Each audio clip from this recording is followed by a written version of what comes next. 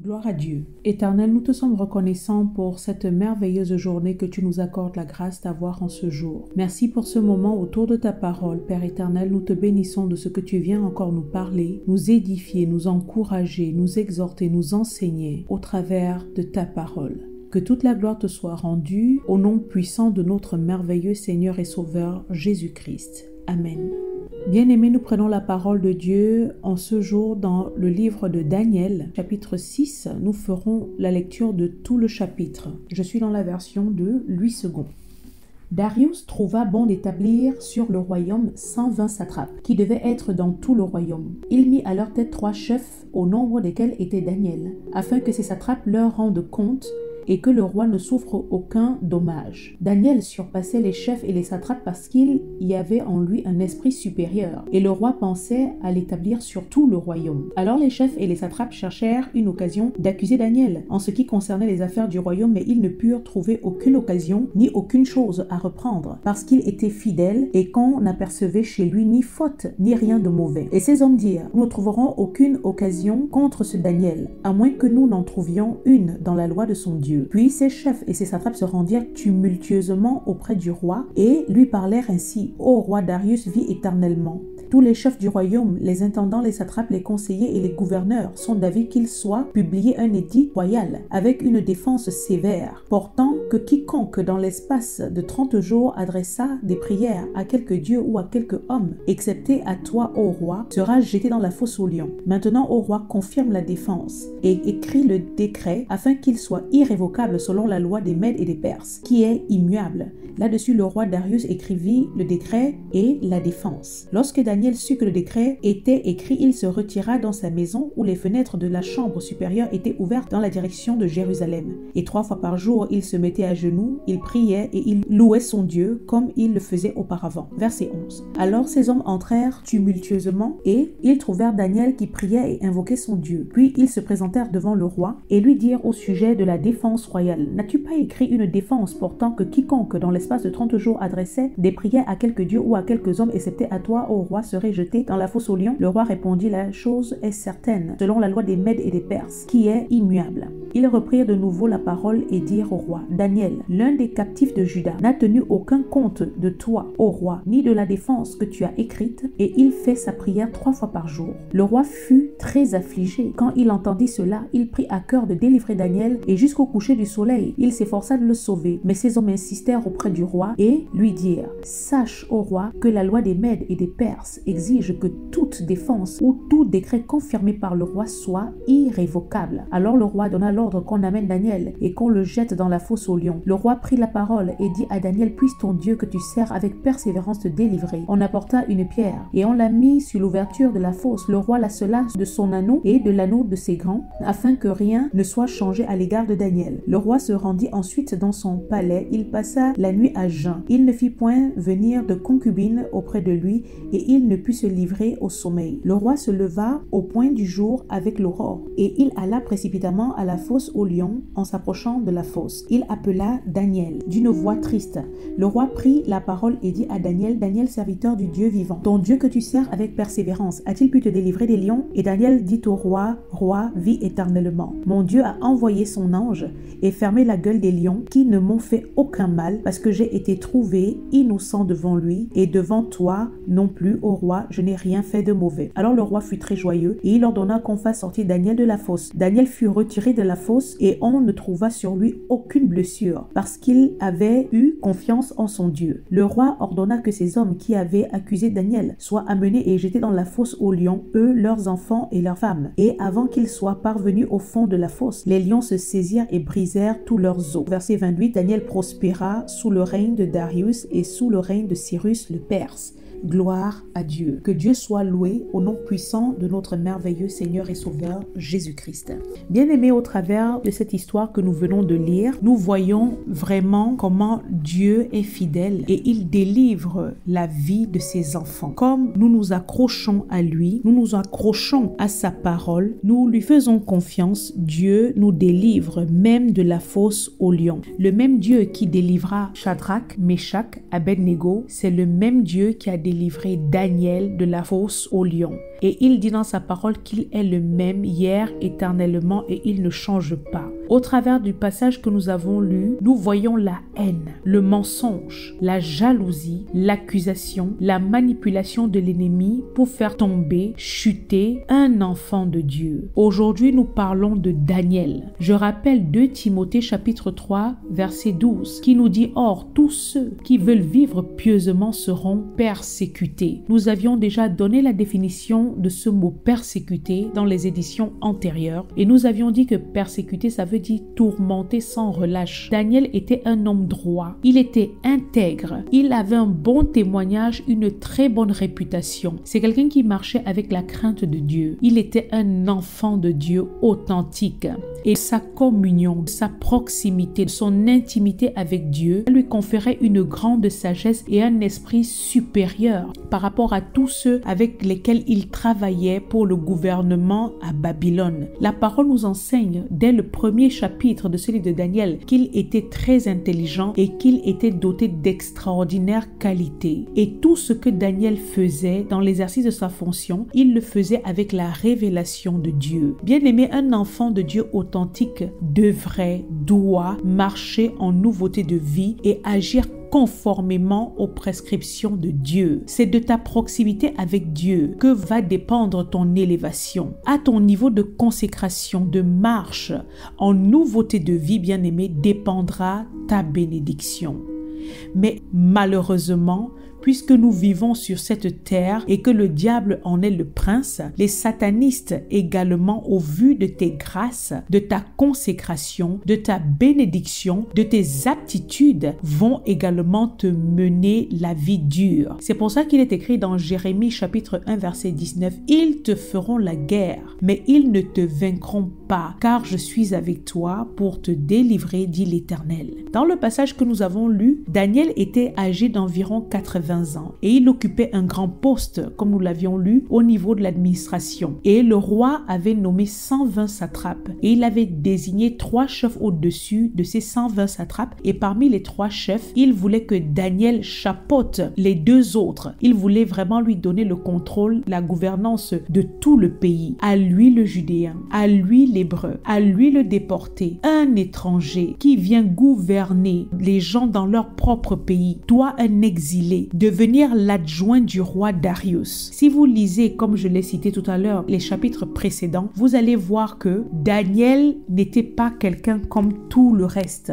Daniel, au même titre que ses compagnons Shadrach, Meshach et Abednego, la parole nous enseigne qu'ils étaient très intelligents et plus intelligents que tous les eunuques. Ils étaient 10 fois supérieurs aux magiciens, aux astrologues, aux satrapes, aux enchanteurs, à toutes ces personnes qui entouraient le roi. Voilà donc que Daniel, fort de cette position privilégiée accordée par le roi Darius, il s'est retrouvé jalousé, envié, détesté par ses collègues qui ont échafaudé un plan pour le tuer. Il fallait à tout prix bloquer son ascension au pouvoir. Il fallait intercepter cette promotion que le roi s'apprêtait à lui donner. Il fallait le briser dans son élévation. Mais je vais te poser la question. À toi qui écoutes ce message, crois-tu réellement que l'adversaire, les satanistes dans ce monde peuvent interrompre le plan de Dieu dans la vie d'un enfant de Dieu malgré la jalousie, les complots, la haine, les mensonges? Notre Dieu, notre Père, nous fera toujours sortir plus que vainqueurs de toutes les épreuves dans lesquelles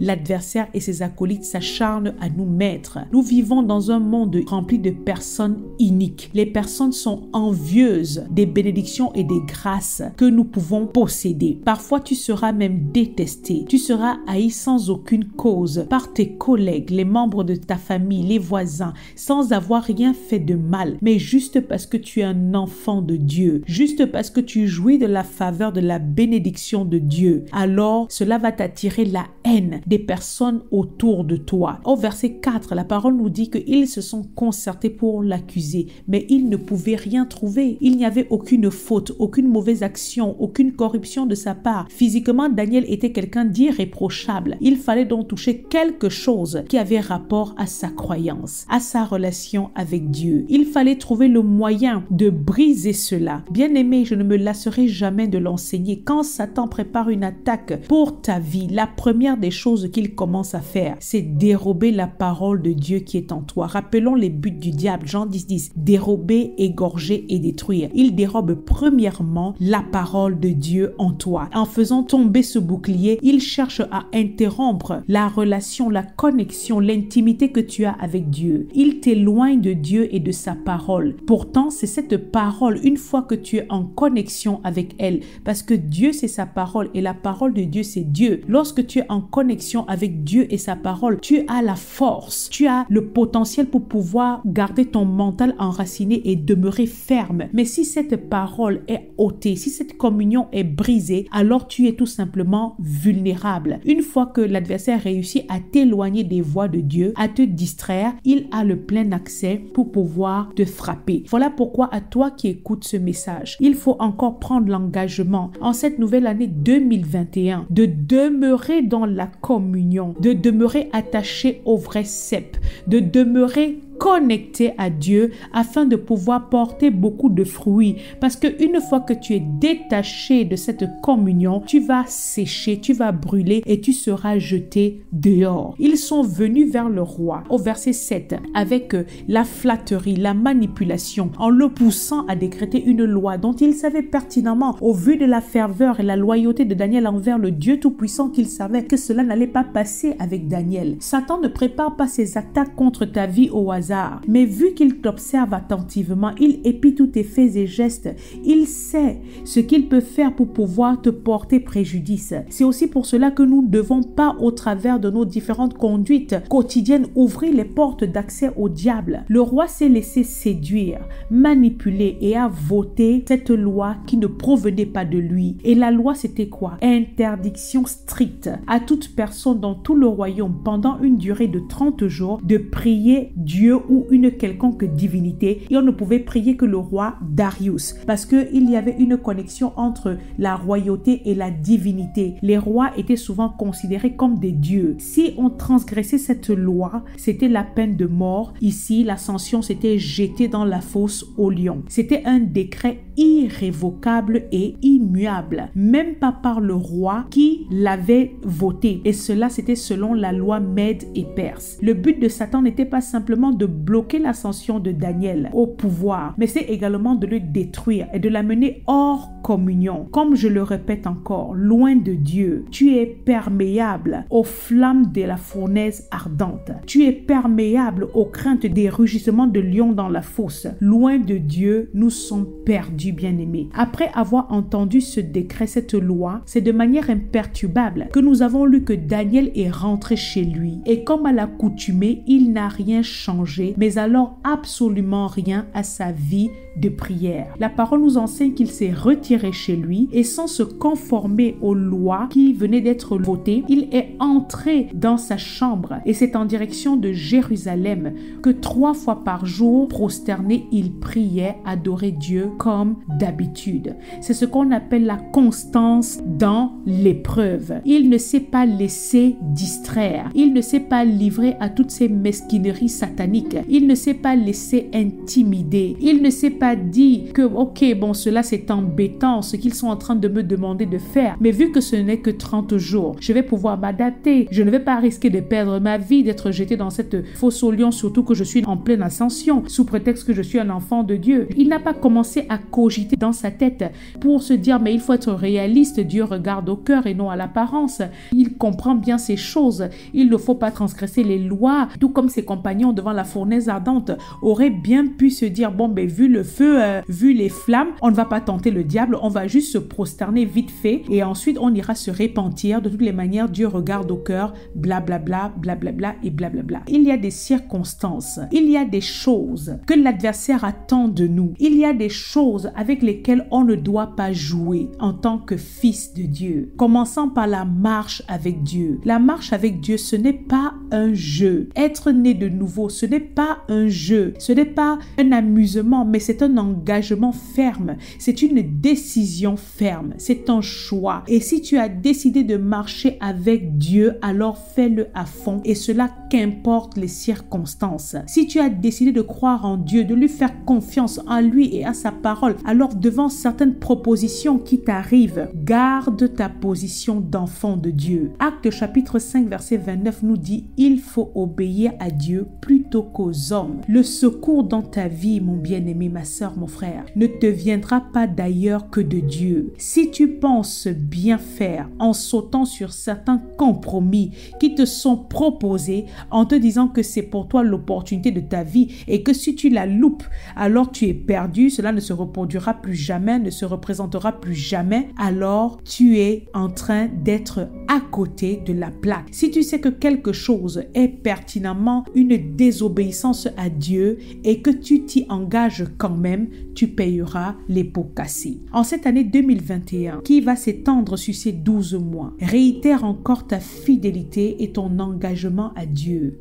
Dieu est le seul refuge. Il est l'unique bouclier. Il est celui qui te sortira toujours des fournaises chauffées 7 fois plus pour pouvoir te détruire. Il est celui qui te fera toujours échapper de la fosse au lion. Comme dans ce passage, il est dit au verset 22, « Mon Dieu a envoyé son ange et fermé la gueule des lions qui ne m'ont fait aucun mal parce que j'ai été trouvé innocent devant lui et devant toi non plus, ô roi, je n'ai rien fait de mauvais. » Dieu est celui qui enverra toujours son secours. Il ne t'abandonnera jamais dans l'épreuve, surtout s'il sait que bien que pouvant céder à certains compromis, tu es resté ferme et accroché à sa volonté. Mais à toi qui dans la panique t'apprêtes à couper ta relation avec Dieu en te disant que c'est juste pour un laps de temps parce que tu travailles trop, ce qu'on te propose de faire c'est trop lourd, tu ne peux plus être consacré à Dieu comme avant, tu te dis que non, après telle ou telle chose, après telle ou telle session, que ce soit les examens ou autres, tu pourras reprendre ta communion avec Dieu. La parole de Dieu te dit dès le commencement, Satan est menteur, il est meurtrier. Si tu penses que derrière toutes les lois, ces décrets, ces pressions qui te pousse à t'éloigner de Dieu, tu pourras après revenir reprendre ta communion et sortir indemne de toutes ces distances que le diable s'acharne à faire au quotidien, installées dans la vie des uns et des autres pour distraire, pour éloigner les gens de la présence de Dieu. Alors discerne encore bien, demande la sagesse à Dieu. C'est la fidélité, la loyauté de Daniel, la constance avec Dieu qui lui a sauvé la vie dans cette épreuve.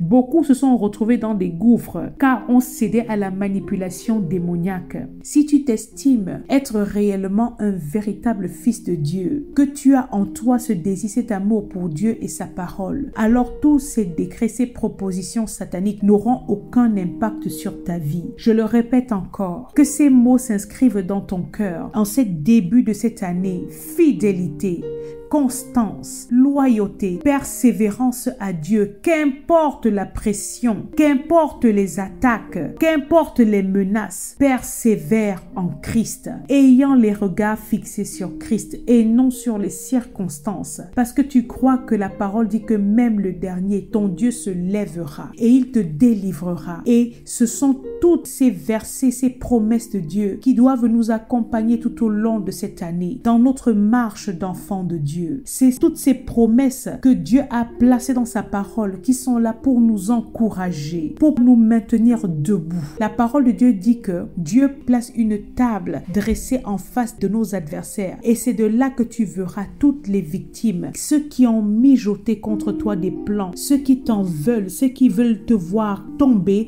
C'est de cette place privilégiée que tu observeras et tu les verras tomber dans leur propre machination ténébreuse. Comme il est dit dans ce passage que le roi a donné l'ordre de jeter dans la fosse aux lions avec leurs femmes, leurs enfants, tous ceux qui avaient accusé Daniel. Et avant qu'il ne soit même arrivé au fond de la fosse, les lions les avaient déjà saisis et avaient brisé leurs os. Que Dieu nous fasse grâce, que sa présence soit avec nous et en nous partout et en tout temps. Que Dieu vous bénisse au nom puissant de notre merveilleux Seigneur et Sauveur Jésus-Christ. Amen.